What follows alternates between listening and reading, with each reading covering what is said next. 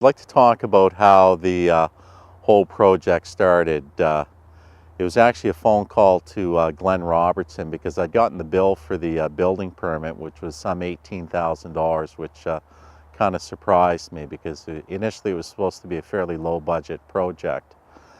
In any event, Glenn advised me to write a letter to mayor and council and to expect a response in 2 to 3 months. So in any event, it was in July, and I wrote a letter to Mayor James Atebi at the time and City Council, and I'd phoned James personally as well as Mike Scudder. And I was heading off to the cottage in about 2 to 3 weeks, expecting a response in September when I got back. And to my surprise, actually, the City Council had agreed to the $16,000 reduction in fees even before I left to go to the cottage. So I found that quite encouraging, how the city really came behind the project right from the onset. Yeah, presently we're doing heat ticket sales, and I thought to add a little bit more excitement to it, if I could get the local politicians to try to beat one another as far as sales go. So all the individuals that are running for the up-and-coming provincial election, there's 2 NDP, 2 BC Liberal, and 1 Green Party, because Mission's a split riding. There's Maple Ridge Mission as well as Abbotsford Mission. They've all agreed to try to sell more tickets than the mayor, Ted Adlam, as well as Randy Hawes, who's the MLA. So I guess we're going to find out in the end who can truly sell the most tickets. Yeah, if it's based on that, the Liberals are winning right now. Yeah, we've had basically 2 main fundraisers that have fundraised the project aside from private donations.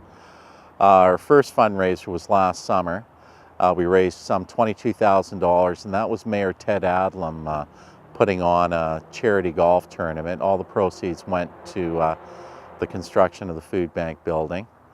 And our second fundraiser, which is running right now, it's the sale of heat tickets, and in cooperation, I guess, with the Abbotsford Heat. And we're hoping to raise in the neighborhood of $12,000 to $15,000 in that particular fundraiser. And that'll give me the sufficient funds in order to bring the building to lock-up, which is basically my next goal.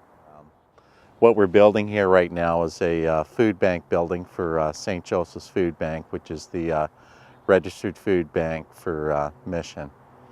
In 1996, I got involved because a good friend of mine was volunteering here, and the way that he described the food bank, how they were helping those in need with very little funds or resources, I thought that I could help in my own way each year. From that point onwards, I saw the food bank grow from a very small food bank to quite a substantial food bank.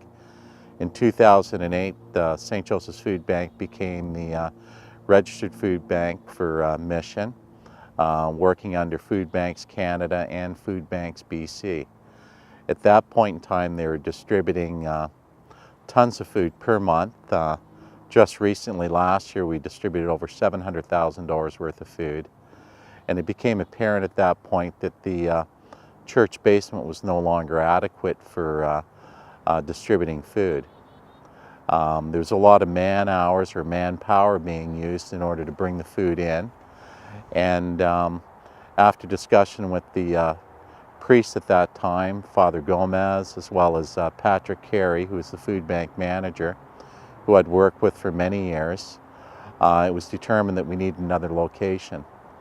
After looking for a year, I'd realized that it was far too expensive to purchase a building, and decided that the cheapest way to go about it would be to actually build a building on this site.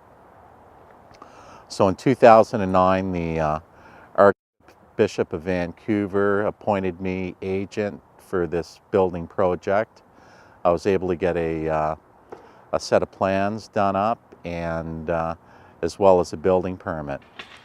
When we designed the building, because I had experience in grocery in high school and university, I thought that what we should be doing is actually designing a small grocery store.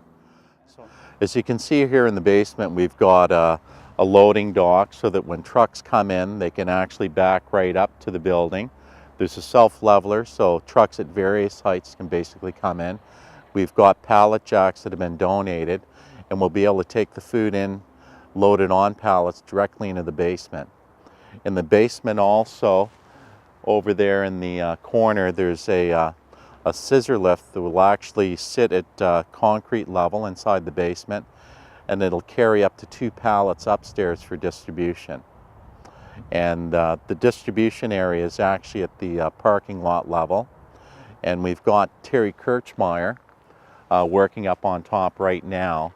And Terry's been donating his labor for a few months now, and like many other people that have actually helped out in this project, we don't really have a lot of funding, but we've actually had a lot of support from the construction industry. Lafarge has donated some $15,000 worth of aggregate, Mainland Sand and Gravel $9,000. Eric Jackman and Vantage Contracting has done some $15,000 worth of excavating for free. Terry Hildrum's donated his time to oversee the project as the contractor, and I've got just a ton of other people that have actually helped. I've got JG Roofing that's going to be doing the roof for free. I've got Ross Butcher that's going to be doing the tile work for free.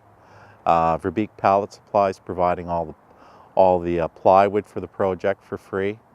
So I've had actually enormous support. To date, we've raised, including the land, some $530,000.